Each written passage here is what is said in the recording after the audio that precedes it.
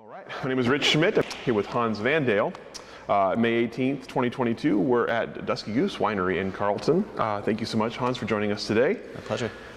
First question to get us rolling is why wine? I sort of fell into wine. I grew up in a household that, was passionate about food and drink, but the whole wine industry certainly wasn't on our radar. It was just part of everyday life. Growing up, obviously I wasn't drinking wine, but I loved food. And at an early age, I, decided, this was sort of the age of celebrity chefs and Food Network gaining popularity. So I was seeing that sort of thing and thinking, oh, that seems cool. My mom and stepmom encouraged me to play around with them in the kitchen, and so probably by about 12 or so, I decided, I would like to be a chef. That quickly fizzled, but during those years, I would ask to go out for dinner for birthdays rather than having a birthday party, that sort of thing. I also had parents that, recognized that passion and were happy to fuel it. So when I would get good grades or something like that, they would reward me with a dinner out, that sort of thing. So I grew up in Santa Cruz, California, or just south of there, a little town named Aptos. And so we were pretty close to San Francisco. So on special occasions, we could go to San Francisco and have a fancy meal, that sort of thing. So anyway, I was into food real early. Like I said, that fizzled. I got into college and went to UC San Diego. Was really focused on athletics at the time. I did track and field at UC San Diego for the first 3 years. And then I studied biology. And, your parents tell you things like, go to school, study the thing that interests you, which is what I did, but I didn't really have a career path in mind. So got a degree in biology, but didn't really know where to go with it. Got out of school and traveled in South America with a good friend of mine. Came back broke, did a brief job for my stepfather working construction in Washington, and then came back from that. Lived at home for a little while, was ready to get out of the house, and a buddy of mine convinced me to move to Napa. A good friend of his from childhood had just graduated from Cal Poly as a viticulture major, so he was working for St. Superi at the time, and got us both to move out there. I worked harvest at Cake Bread. My good friend worked in the tasting room at Nickel and Nickel. My friend that was at Nickel and Nickel got tired of the Valley real quick and ended up getting out of there by the end of the year, I think. But I loved it, and so I stuck around at Cake Bread after harvest. They gave me a full-time position, and that was sort of it. This was 2006. I was having a great time working there, learning a lot, just kind of enjoying the lifestyle, food, wine, beautiful setting, that sort of thing. And even then, I don't know that if you had asked me, I would have said that this was going to be my career path, but it was fun for the time being. 2008, I got a leave of absence to go to New Zealand. Did a harvest in Marlborough, which was awesome. But even then, it was really kind of an excuse to travel. I wasn't like trying to pick the brains of the winemakers and stuff. I was certainly absorbing things. I had been in the industry long enough to, know my way around the cellar and identify what they were doing different from what I had experienced. But I still sort of didn't have my eyes open as far as winemaking was concerned. But came back from that harvest, and that's when the economic downturn happened, and I had a lot of family members that were losing jobs, and I decided, well, I've got a job, and I'm going to stick this out. This is a cool industry. Maybe I get serious about it. And so that's sort of when it became a career path. You mentioned the kind of the first harvest that your friend did not enjoy his time, and you did. What did you enjoy? What was exciting to you about being in the industry at that point before it was a career thing? Yeah. What did you enjoy about it? I liked working with my hands, getting dirty, the physical aspect. I was at Cakebread, which is a big operation. They do an amazing job of maintaining quality at a scale that is really hard to accomplish. So yeah, I like the lifestyle a lot. Just I could see being in Napa Valley that everyone there was happy. They were eating good, they were drinking good, they were working, physically and staying fit, enjoying being in the outdoors. Yeah, and I had a biology degree, so the kind of the marriage of science and art was appealing to me. Yeah. So once you came back and you started to kind of focus on it more, at that point, what were you sort of thinking about, like long-term? Okay, this is going to be a career. What did you want to do? What was the kind of the eventual goal? To become a winemaker. Yeah. So not so much. I didn't have grand plans of owning a brand or being the GM of a brand, but just being in charge of making wine. That was it. So I stayed at Cakebread and worked my way up through the ranks as far as I could go there, and then started, looking for other opportunities where smaller operations where I could be more involved with all aspects of winemaking, and I hadn't spent any time in the lab, so I kind of wanted to demystify that side of winemaking, and I thought that moving somewhere smaller would do that for me. So 2011, in January of 2011, I moved to Long Meadow Ranch Winery, which is a small producer in St. Helena that does Bordeaux varieties, Sauvignon Blanc, a little bit of Petit Syrah, a little bit of Sangiovese, and we did about 100 tons of red. I was in charge of the red program, or not in charge. I was the cellar master, but we didn't have a full-time winemaker. We had a consulting winemaker, so I dealt with our consulting winemaker, and we ultimately hired another full-time person to mind the Sauvignon Blanc program, which got quite large. And because that was such a quick turnaround product, we would harvest in August and bottle in January. The rest of the year, they were helping me out with the red wines in the cellar. So, they had dual responsibility of both, doing cellar work with me, but also making the Sauv Blanc. What was that work like for you, being kind of not necessarily in charge, but at least directing a program like that? It was great. It was a very labor-intensive style of winemaking. We racked frequently. All the wine was on stillage, so it was a lot of schlepping barrels around.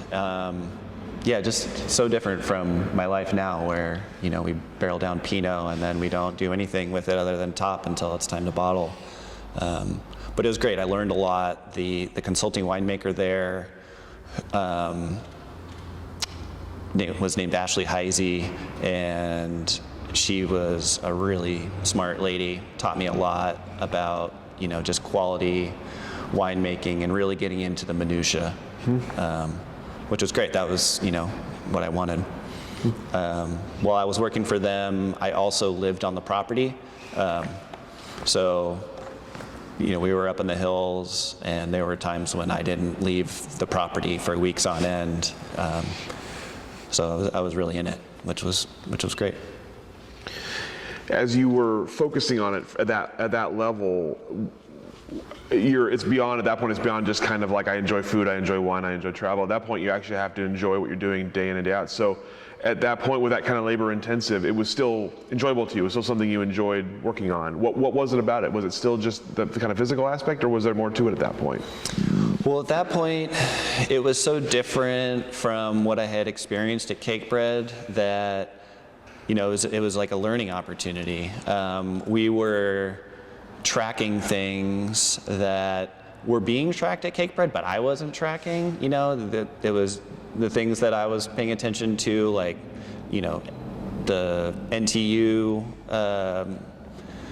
during wine movements and dissolved oxygen and just microbial stability stuff that the enologist and the assistant winemakers were paying attention to at Cakebread. But as a cellar worker, I was just focused on moving wine from A to B as efficiently and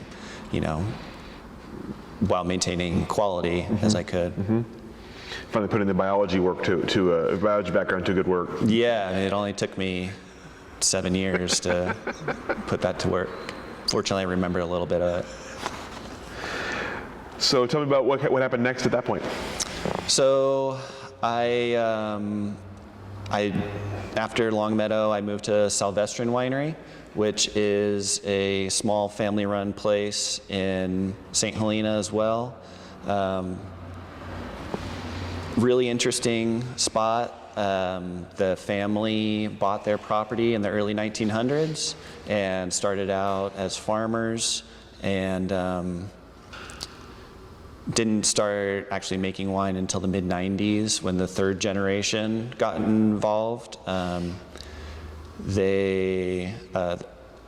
boss was a gentleman named Rich Salvestream, and he was a farmer to begin with, went to Fresno State, saw that all of his neighbors were making fortunes making Napa Cabernet, and he's like, well, shit, my family owns a vineyard in the St. Helena benchland. Why don't I get in on this? So he started making wine initially at Rambo, kind of custom crush, and then they built themselves a little winery and tasting room on the property. And it was just great. They're very, salt of the earth people, not the tech millionaires moving in and buying into the lifestyle. They were there and living that lifestyle for generations. And just a great place to be. It also afforded me the opportunity to get involved in the vineyard more than I had in the past, which mostly meant just driving a tractor, but that was awesome. There's no better way to get intimately acquainted with a vineyard than to tediously drive a slow-moving vehicle up and down every row and seeing how the soil changes as you go from, one end of the road to the other and that sort of thing. So that was really great for me. And he, being more of a farmer, he had a lot of insights into farming that I just wasn't privy to up to that point. And that was great. I loved working there. I'd probably still be working there had my wife and I decided not to move up to Oregon. So what prompted that? So I had been in Napa for 10 years. I'd been with my wife for about 5 of those years. And she is an Oregon native. She grew up on the coast here. And she's also in winemaking. She's the winemaker at Penner-Ash. And she was making wine for the Hess collection, which was a great job. No complaints about the work. But we were ready to get out of Napa. Cost of living was crazy there. We were living in St. Helena and realized that we would never be able to afford a home that interested us without tacking on an hour-plus commute to our jobs every day. So we started looking for work elsewhere. Having grown up in California and close to Santa Cruz, I was lobbying hard for the Santa Cruz Mountains. She was lobbying for Oregon. And to her credit, we focused more on California to begin with, but quickly realized that the opportunities there were pretty far and few between. The industry is even smaller there than it is here. Everyone thinks California, the industries is huge, and it is, but Santa Cruz Mountains is a big AVA, and the wineries aren't like super concentrated, so there's not like wine country per se. We did a little bit of exploration there, but my wife had sort of always kind of kept an ear to the ground as far as opportunities in Oregon. She had worked harvest in 2010 at Bethel Heights, and ever since she left that internship, she was in contact with Ben Castile, saying, if you ever have a enologist or assistant winemaker position, please let me know, because I'll move back for that. And the job never materialized, but he was a good advocate for her when he did hear about jobs. And in 2016, Lynn Penner-Ash approached Ben as she was looking for a successor as winemaker at Penner-Ash, and he said, there's this gal down in California who has been trying to get back up here, highly recommend her. So my wife Kate got interviewed and eventually took the position with Penner-Ash in 2016. She moved up in May, and I stayed behind for a little while, and I stayed behind so that I could help the Salvestreams find a replacement for myself. And it also, I didn't have a job lined up, so it gave me time to try to find something up here for myself, which I thankfully did. I interviewed a few places up here, but ultimately went to work for Andrew Rich at the Carlton Winemaker studio. Started with him in, gosh, I don't remember, June or July of 2016. And worked for him for 5 years at the Carlton Winemaker studio, which is great. Well, we're going to get back to that in a second. But before that, I'm curious, before moving here, what was your impression of Oregon wine or the Oregon wine industry? What did you know about it at that point? That's a great question. So while living in Napa, my wife and I were finding that we were kind of bored with Napa wine. So we were finding ourselves, when we were going out tasting, trying to get to Sonoma and, something other than Cab and Merlot. So we were definitely keen on Pinot and Chardonnay. Obviously, I knew Oregon did those things. And when we would travel to visit her family, we would stop through the valley, visit a handful of places. My impression of it was not the most positive. Having come from Napa where everything's all fancy and lots of capital behind everything, it seemed like pretty rustic to me. But I thought the wines were great, but I definitely gravitated more towards the warm vintages than the cool vintages, just because of my California palate. But yeah, I thought it was very pretty once you got up into the hills. But the things that I love about it now didn't really appeal to me then. Driving into Dundee and thinking, oh, this is like the center of Oregon wine country. This is not St. Helena or Yountville, like I'm used to. This place has a ways to go, and that's now what I love about it. That it's not the the adult Disneyland that Napa has become. But yeah, it took me a while to train my palate to appreciate the less fruit-forward wines that are produced here. That's really interesting. I'm curious about that because you, like you said, you had been in kind of cab country for so long. So it was hard to appreciate the wines when you got here. How long did it take? How long does that kind of thing take? Well, yeah, so I'm remembering one trip specifically. It was when the current releases in the valley were going from 12 to 13, 12 being a very ripe vintage and 13 being on the cooler end of the spectrum, and going to a bunch of tasting rooms and purchasing wines, and I was always lobbying, oh no, we need to get these 12s, and Kate was always saying, no, these 13s are way better.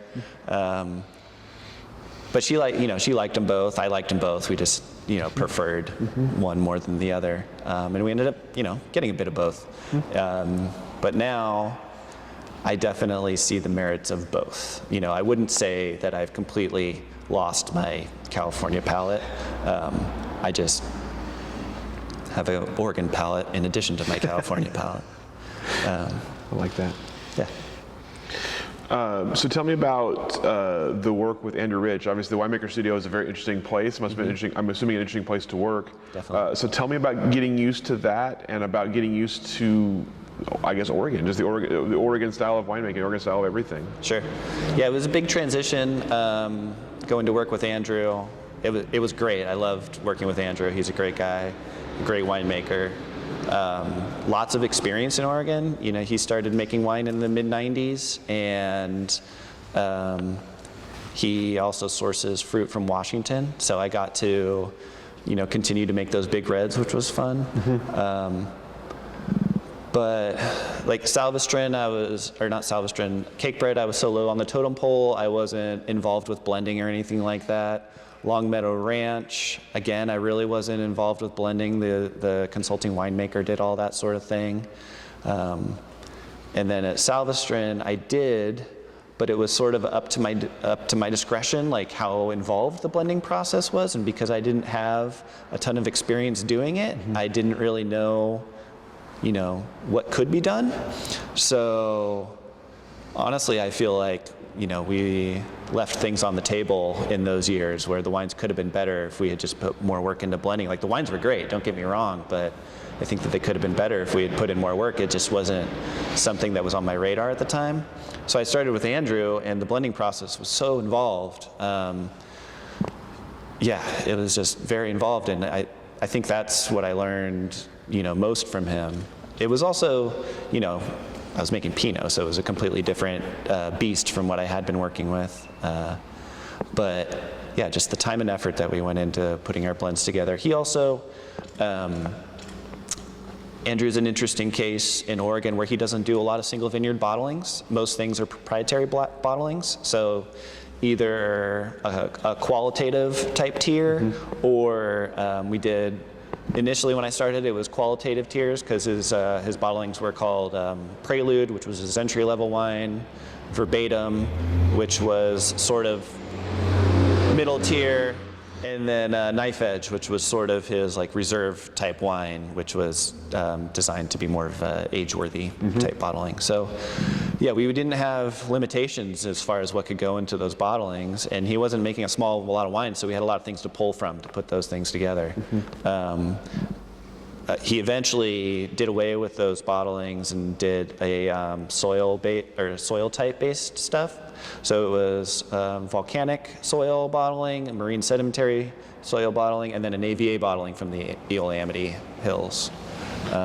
We did do a handful of single vineyard bottlings, but that was more towards the end of my time with him, and it was really just if a vineyard was really speaking to him in that vintage.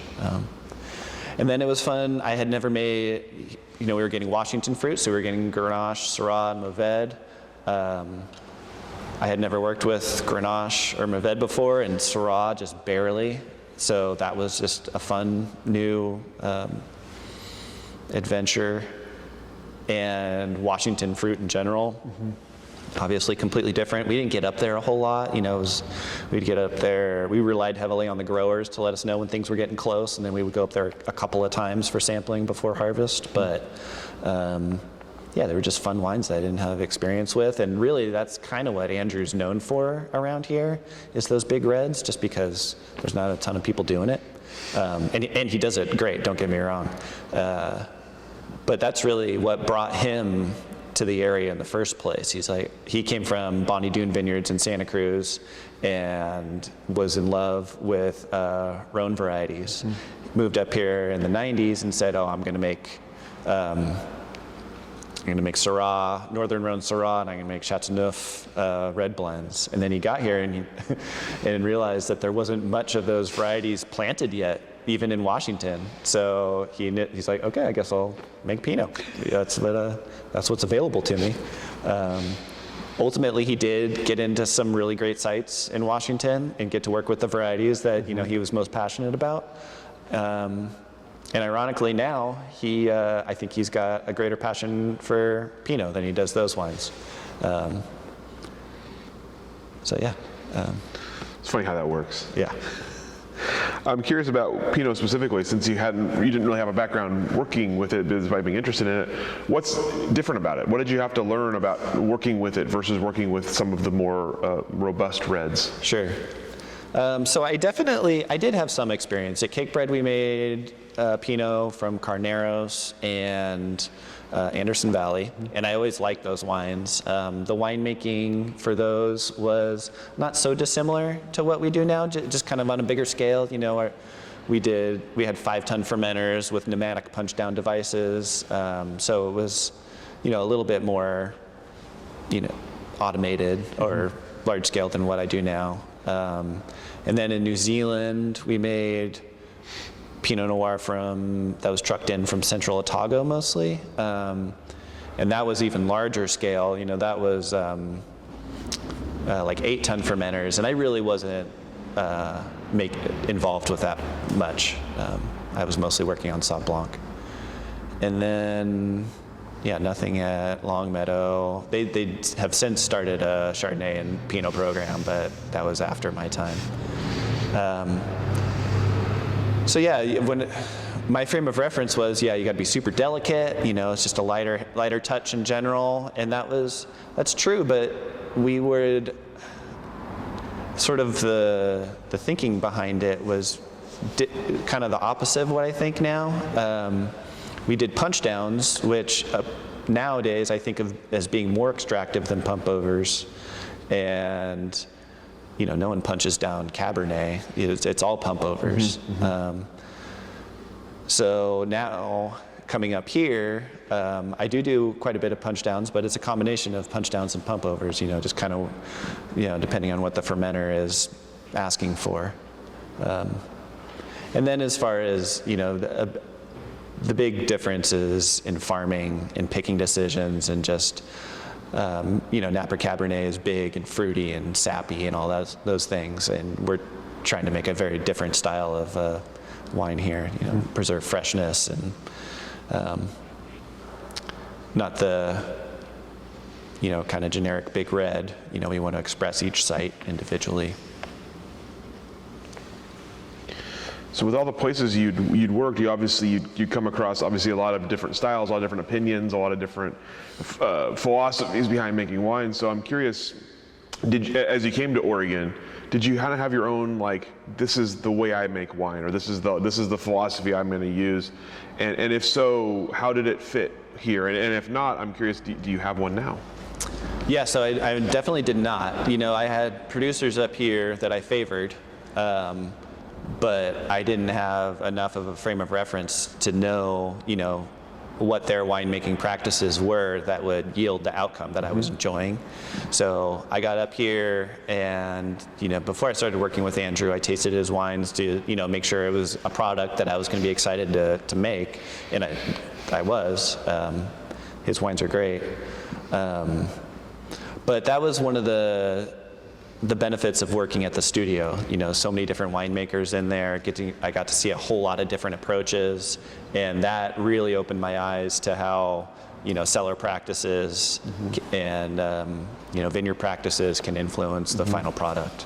I would say, to this day, you know, there are certainly you know, wines that I prefer still, but you know, I like all styles if they're executed well, and I'm happy to produce all styles. I certainly have my preferences, and Dusky Goose was made by Lynn Penner-Ash or continues to be made by Lynn Penner-Ash for, you know, 20 plus years. This is our 20th anniversary this year, and so, you know, her wines are fantastic. They age well, they show well young. It's kind of the best of both worlds. So, you know, I was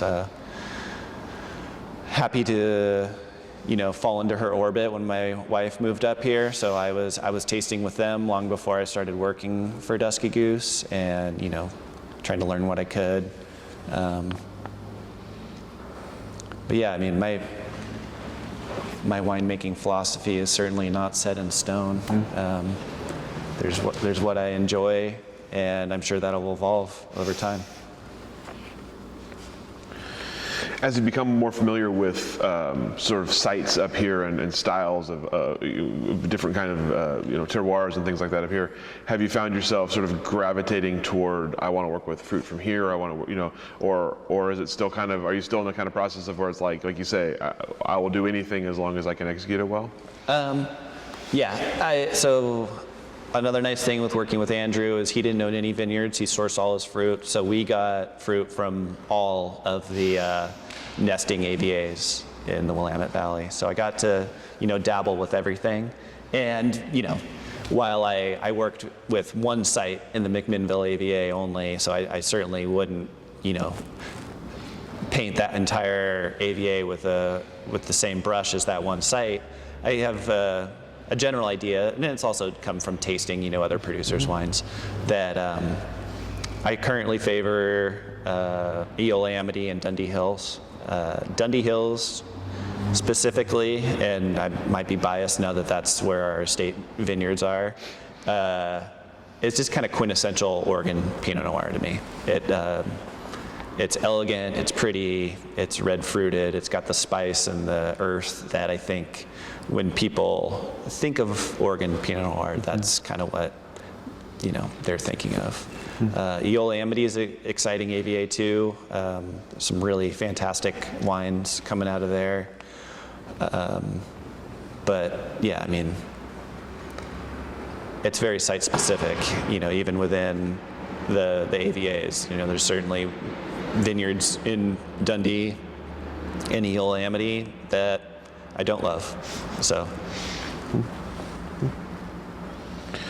you mentioned kind of being in Lynn's orbit, of course. Tell me, before Dusky Goose became part of your life, what did you kind of learn from her? What was your impression of her and the wine she made, and what was it about this opportunity that was exciting for you? So, again, one of the main things I learned from her and from my wife was their blending process and their fermentation process that yielded wines that, as I said earlier, were approachable young, but also aged really well. And also just kind of the professionalism and, I'm grasping for the right word, but just the efficiency with which they're able to produce those wines, because Penarash isn't a huge operation, but it's also not small. It's much larger than Dusky Goose, and they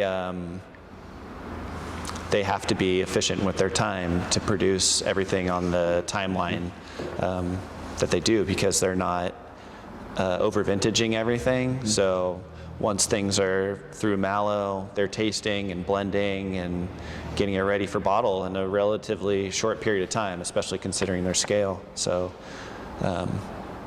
just the process that they go through, and I'm going through right now for the first time, is been eye-opening for me and a great learning opportunity. I was, early after moving up here, I would go on like team building retreats with the Penarash team. We would go and stay with Lynn and Ron and Bend, and I would taste wine with them and their whole winemaking team, and it was a ton of fun, doing competitive sets, seeing the qualities in wines that she values, and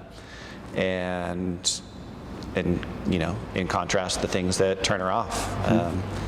And it's, my palate is not her palate, and it's, very different than sort of the things that I would fixate on. But that's one of the things when you go to work for someone, you got to kind of train yourself to look at wine the way that they do to maintain consistency of style, that sort of thing. It's a really interesting point. I like the way you explain that. So with Dusky Goose, then obviously you mentioned Lynn's been doing this for a long time. What was the difference? What is unique about Dusky Goose compared to Penarash? Well, for one thing, the sites. We have an estate vineyard named Rambo in the Dundee Hills that is where our tasting room is, and that was planted in 2001. I'm not sure when the first fruit came off, but I would assume 2004, 2005, something like that. And then they also have a long-term lease on the adjacent vineyard, which is called Lily's. So they're in charge of all the farming there, get the majority of the fruit. And so Dusky Goose is very rooted in that spot in the Dundee Hills. And thankfully for them, it's a great spot. The fruit is, it's very Dundee Hills, but it's also very unique. And yeah, the wines are, Lynn's wines in general are like bigger and more powerful than a lot of Oregon Pinots, which I appreciate. And Dusky Goose is no different. Also, the owners of Dusky Goose had a vineyard site in Yamhill, Carlton, called Fenwood, which they've since sold, but we continue to work with. And so that has been a big part of the Dusky Goose program since, probably 2010. I think it was planted in 2007. And we get a little bit of Pinot from there. Most of that fruit has always been sold to other producers, but that's the Chardonnay program, which started in 2014, was always rooted in Fenwood. We've since sourced a little bit of fruit elsewhere, but just starting with the 21 vintage. So the Chardonnay program is like exclusively Fenwood up till now. And it's a great Chardonnay site. I'm actually really excited to be making Chardonnay. I haven't done it since I worked at Cake Bread, and Oregon Chardonnay is really fantastic. So I'm obviously excited to be making the Pinot too, but the Chardonnay program is so fresh and new to me that it's and I just think that Fenwood makes a really exceptional one. Lucky to be working with it. What excites you about Oregon Chardonnay right now? I think it strikes a great, I like Chardonnay in general, again, of all styles. Like I can appreciate super fruity, oaky, buttery ones from California and, lean, racy Chablis, again, as long as they're done well, I can appreciate them for what they are. Oregon Chardonnay, I just think, strikes the perfect balance. It's got, you can get your fruit ripe. We can do extended hang times, but you're not going to lose acidity and minerality. So you can, and I'm sure this is site specific, but the people that are doing it well, I feel like are getting kind of the best of both worlds. You're getting ripe fruit flavors, sometimes tropical flavors, but also citrus and minerality and earthiness, just layers on layers on layers. So how did the opportunity arise for you to come to Dusky Goose, and what prompted you to do it? So I had, Andrew Rich has been wonderful to me, and I enjoyed working for him very much, but there was kind of nowhere for me to go. He's the principal and the winemaker, and I honestly, I enjoyed my entire time with him. Didn't have a lot motivating me to get out of there, other than the fact that I wanted to have a little bit more say in the winemaking. So I told Lynn fairly early on that if there was an opportunity with Dusky Goose, that I would be, interested to talk to her about it. So long before the opportunity existed, I had told her that I was interested if there were to be an opportunity. And Penner-Ash is owned by Jackson family. Part of the deal when Lynn sold the winery was that Dusky Goose would be allowed to continue to produce their wines there as long as Lynn was still involved with Penner-Ash. So Jackson family honored that deal, but at the same time, they sort of were not making it unclear that they wish Dusky Goose would find a new home, because they wanted to grow the brand and they could use the space, sort of thing. I think that Lynn saw that the writing was on the wall for Dusky Goose and that she needed to find a long-term home for them. So that was following the 2020 vintage, and that's when she approached me about coming on board. And she, said, Hans, do you want to do this? I said, absolutely. And she said, okay, where do you want to do it? And I said, I don't know, let's look around. So we explored custom crush options, and ultimately arrived at the Carlton Winemaker studio. It's a great facility. There's a really awesome roster of winemakers working there right now. And I had 5+ years of experience in the facility, so it was familiar and comfortable to me, and I knew that I would be able to work, well there. So ultimately, that's where we landed. And shortly before harvest, the owners, John and Linda Carter, bought this facility, which wasn't, on our radar at the time. And we were under contract at the studio, so we were more than happy to see harvest through over there and give ourselves plenty of time to get situated here before the 22 harvest. Was it weird being at the studio for a different brand? A little bit, but mostly comfortable. I get along great with everybody there. There was no hard feelings between Andrew and I. He was very supportive. Honestly, I think that he was surprised I stuck around with him as long as I did. So he was happy for me to.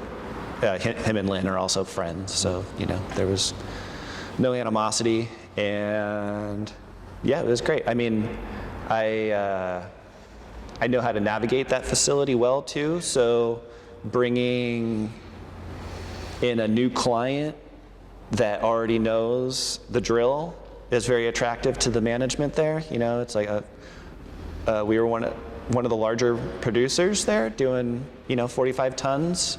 Which, is fairly small in the scheme of things, but as far as the studio goes, is quite large. So to be able to bring in a major player like that and a facility like that knows how to operate there was great for all parties. So when Lynn offered you the position here, how did she sort of define the role for you? What was your role to be, and how did you sort of see the future kind of laid out ahead of you? Yeah, so when I first came on, we explored the option of me working for both Andrew and Lynn. I would be winemaker for Dusky Goose and assistant winemaker for Andrew Rich, which is feasible at a place like the studio because you have so much support from the studio itself. There's no facility maintenance to worry about. During harvest, you're not having to clean the sorting line at the end of the day. So, even when that was an option, I was going to have to take more of a managerial type role with Andrew Rich. And bring on more interns, that sort of thing, so that I could oversee both and not be so hands-on with all the winemaking. Ultimately, we decided that wasn't the best path, that I would just focus on Dusky Goose, and we would go our separate ways. But yeah, it was winemaker in perpetuity. Lynn is founding winemaker for Dusky Goose and still very much involved. She's got so much institutional knowledge, not just of Dusky Goose, but of the valley in general. Knows all the growers. Anytime fruit comes available from a vineyard, it's someplace that she's either currently working with for Dusky Goose or for Penner Ash, or she worked with it at one point or another for some other brand that she was working on. So it's just, invaluable level of insight into the valley. And then so she, and then of course has insight into Dusky Goose's estate vineyards, so she can help with picking decisions and, fermentation practices and blending and all that sort of thing. So in both those instances with Andrew and with Lynn, you have someone like you said, kind of a deep institutional knowledge, and you're bringing your skill set and your opinions to the table. So how do you find that balance between sort of pushing yourself forward while also kind of working with someone else who has this history and history of the same work? Well, so with Andrew, ultimately, it was his show to run. So I was just trying to absorb as much as I could, but I didn't really, he certainly valued my opinion, and, when we would blend, we would debate the merits of the wines a lot, but ultimately it was his palate that made the determining factor. With Dusky Goose, I have a lot more authority to make, different decisions, especially, the wine is made during harvest for the most part, and I'm making all the day-to-day decisions on what a fermenter needs, and ultimately, how that wine is going to be shaped before it goes to barrel. Lynn is coming in and tasting and giving her 2 cents, frequently, which is very helpful too, because she can help me troubleshoot things before they get to be too big of problems, or that, hopefully avoid a problem in the first place. But then in the blending table, it's so different blending with her than it was with Andrew, and I got glimpses into it while sitting with her and my wife blending Penner Ash wines and Dusky Goose wines for that matter in years past, and I just having to reframe the way I look at the blending process, which is great because I know that ultimately what she produces is delicious, and it's just a different way of getting there. And Dusky Goose, we have a sister label named Rambo, which is Rambeaux. That is the nickname that was given to the Rambouillet vineyard. And Rambouillet is a breed of sheep. So the Rambo label has a sheep skull on the label. And that's a young brand that I will get to put my imprint on much more so than Dusky Goose. The Dusky Goose it's 20 years old. It has a style, it has fans. I'm not looking to change that. But Rambo can kind of be what I want it to be, which is exciting. So with that, what are you thinking about? What would you like to do with Rambo? It's a good question. We're still figuring it out. We have a rosé of Pinot Noir, a Chardonnay, and a Pinot, and those are pretty well established, but they're Willamette Valley appellated, so the fruit sourcing has the potential to be much broader than what we did with Dusky Goose, which also makes it a much more scalable thing. So it could become bigger once this facility is built out and the tasting room is operational. We will, start building our club around the Rambo brand, which will enable me to do kind of one-off bottlings, whether that's, changing every year, or we identify AVA bottlings that we want to do, or proprietary blends. We're still kind of figuring it out. But it's awesome for me because the management has sort of said, Hans, what do you want to do? What's going to get you excited and get you out of bed and coming into work fired up every day. So I guess I got to figure it out. It's an exciting question to be asked. We don't all get that opportunity very often. Definitely. Awesome. Any thoughts on expanding beyond the kind of the Burgundian Pinot Chardonnay? Are you thinking about working with some sort of different varietals? It's certainly on the table. I know that Gamay is super popular right now. Andrew Rich made Sauvignon Blanc, which was one of my favorite wines to make with him. I would be happy to make that again.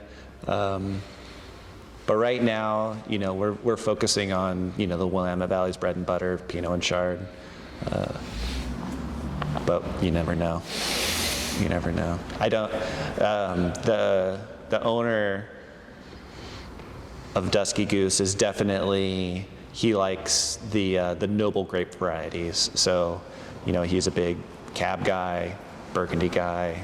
So I think that I don't think that we're ever going to dabble in Bordeaux unless somehow we're miraculously able to get fruit from Napa from some fantastic site, but I just don't see it happening. It doesn't seem likely.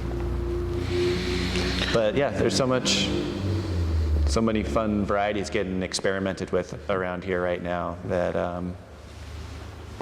we'll see. I think anything's possible. So you've obviously worked in a number of different places, a bunch of different kind of winery setups and winery, logistics. So tell me about this space now, getting to know it and kind of looking ahead to harvest. Mm-hmm. What do you think about it so far, and kind of what's in your mind as you're kind of becoming your home base? I'm super excited. I loved my time at the Carlton Winemaker studio, but there's certainly challenges associated with sharing a space and sharing equipment and that sort of thing. So to be able to do everything on my own timeline is very attractive. We have been purchasing equipment all this year, so getting new tanks, getting all the receival equipment serviced and ready to go for harvest so that there's no hiccups. And we're relatively small, so while this building is only 5,000 square feet, it fits our needs great for now.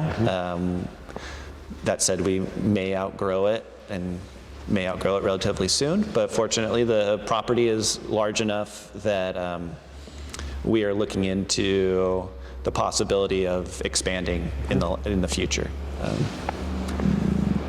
and just kind of making our short-term decisions with that in mind. The possibility of that down the road. But yeah, I've worked in a lot of fancy wineries. Gravity-fed, stillage, rammed earth structures, you name it. But when it comes to functionality in a winery, a big open floor plan and no stairs is kind of ideal, in my opinion. Just a big open space. Yeah. There's never too much storage. You can't have too much space. So. And flexibility is key. So I want to talk about 2020 for a second, if I could.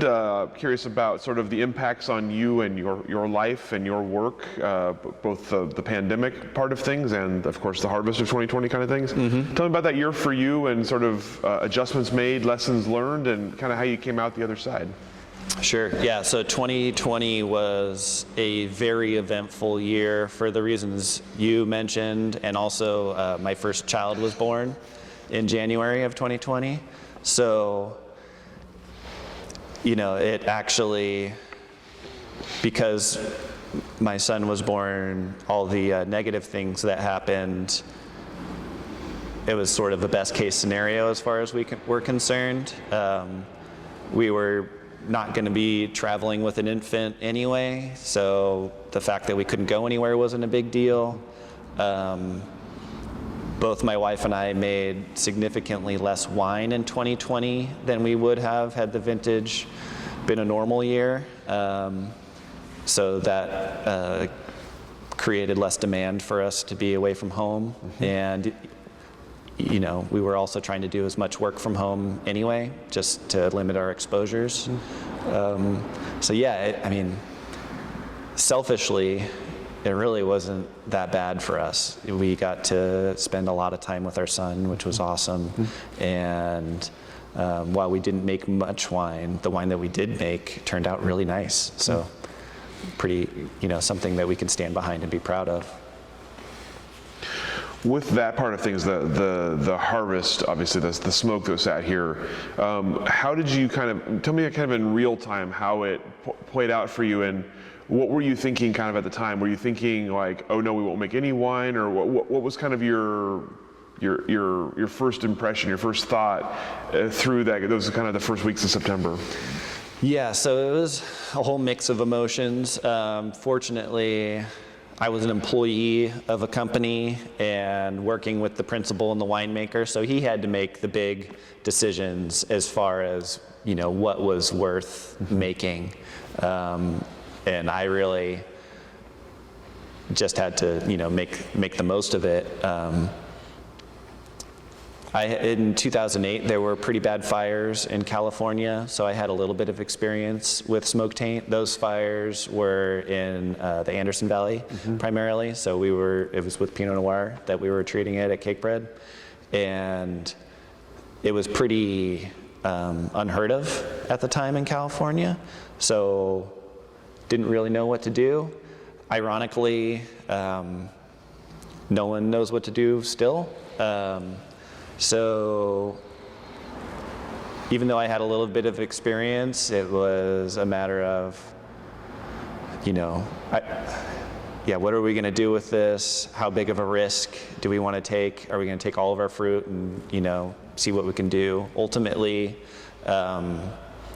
we did micro ferments from all of our sites and got lab analysis and compared the lab analysis with our blind tasting notes to decide which sites we thought were worth the gamble to continue to work with. And the lab analysis and our palates were pretty consistent in terms of the sites with that were more smoke affected. We didn't like the wines very much, and you know, the ones that had lower smoke effect numbers, we preferred the wines, so we continued to move forward with those wines. It's really a shame. I think the wines turned out good, not great, but I think it could have been a great year. So in that respect, it's sad. But yeah, and then there's the whole aspect of what it does for the industry at large in the valley, which was hard to reconcile because, you know, everybody's situation is different, and you can't tell someone how to run their business and say, no, you really shouldn't be putting that into a bottle because it's going to tarnish our reputation, which, you know, the Willamette Valley has worked so hard to build this reputation for really high quality Pinot and Chardonnay. So I understand people that felt as though some producers were not behaving responsibly, but you know, they need to make wine to keep the business afloat. So I get it, but it was a tricky situation for everybody. So kind of along those lines, tell me about the changes you've seen in Oregon wine since becoming part of it, or at least becoming aware of it. What are the biggest changes you've noticed, and what does the industry look like to you right now in 2022?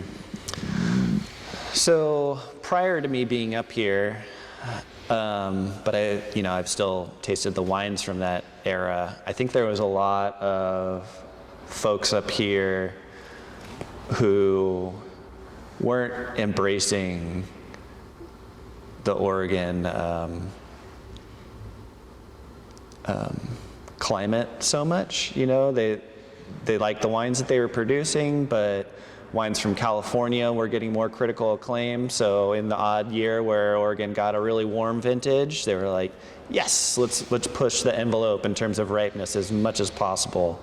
And I think, you know, after 8, 9, 12, 14, 15, 16, all those warm years, the industry has learned that, you know, an individual producer can make whatever wine they want, but as a whole, Oregon is best suited to make wine of a certain style, and that's not the same as the Russian River. And so, and thankfully, I think that, you know, critics have left an influence, but also critics recognize that exact thing as well, you know, and they want Oregon to make Oregon wine, not California wine. Additionally, there's just been a lot more larger companies, moving into the valley, which some people dislike. I think as a whole, as long as those companies behave well and are good stewards and represent the valley well, I think it's a good thing. I think it raises the profile of the valley and brings in a level of professionalism that wasn't always here. I think as the industry has grown and attracted talent from, outside of Oregon, from other wine regions, the professionalism has grown, but also just, people that work for big companies, whether it's Jackson Family or Constellation or some big French house, they get trained really well within their company, and then they bring those skills to everyone that they come in contact with. And I think it raises the quality of not just the wine, but the hospitality experience and the business, acumen. So what comes next for Oregon? I think probably more of the same. I think that, there's a huge focus on quality here, right? So lots of small producers making the best quality wine they can.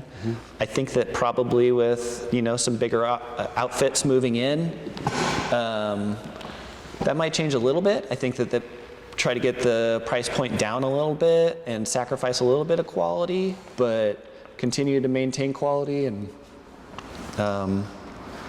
blow up production. There's big producers that, do a good job already, but not many of them, not many of those big players. And I think that there's going to be more of that. And it'll be interesting to see,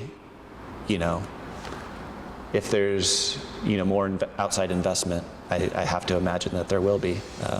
There's just so much opportunity here, a lot of land left to be developed, like a whole lot of land that is still prime vineyard land left undeveloped. And also in terms of, the hospitality side of things, I think that Oregon has probably a longer way to go as far as that's concerned than the winemaking. I think that the winemaking is fantastic, and that came first, and that is, driving all this investment. But I think that the hospitality side of things is catching up. And it'll be interesting to see how sustainable those things are. I live in McMinnville, and McMinnville is a great town. I love living there. It's got a variety of people. There's wine industry, but there's also a lot of other farming industry there. And I think that the majority of the population isn't looking for fine dining. They want burgers and pizza and beer and just normal comfort food. So it'll be interesting to see if, when fine dining places and hotels and spas and that stuff start popping up, if they'll be sustainable without the support of locals. I think that there's certainly some locals that'll frequent those places, but for the most part, not so much. Yeah, it'll be interesting to see. For sure. It's going to happen eventually. It's just a matter of time, but I wonder how much time. But what do you see for yourself as you look ahead for your future in the Oregon wine industry? Well, I don't foresee myself, leaving Dusky Goose or Rambo anytime soon. So my future in the wine industry is, very much tied to that. And with the addition of this space and the potential for growing Rambo and getting more attention to Dusky Goose in general, I'm just excited for all of it. We're going through a major period of change as a company, and it's funny that 20 years in, all these things are starting to happen kind of all at once. But I'm happy to be a part of it and to hopefully steer it in a direction that is successful, not just for myself, but for the company. And so if someone were to ask you for your advice or your words of wisdom on joining the Oregon wine industry in some way, what would you tell them? That's a good question. I guess it depends on the person. I sort of got to where I am through more of an apprenticeship model, but I do think that there's a lot of value in, getting a degree in enology and viticulture, if, that's ultimately where you want to end up. And then one thing that I regret is having not done more traveling and seen more vintages abroad. I definitely see the value in it. I think that it makes you a more well-rounded winemaker.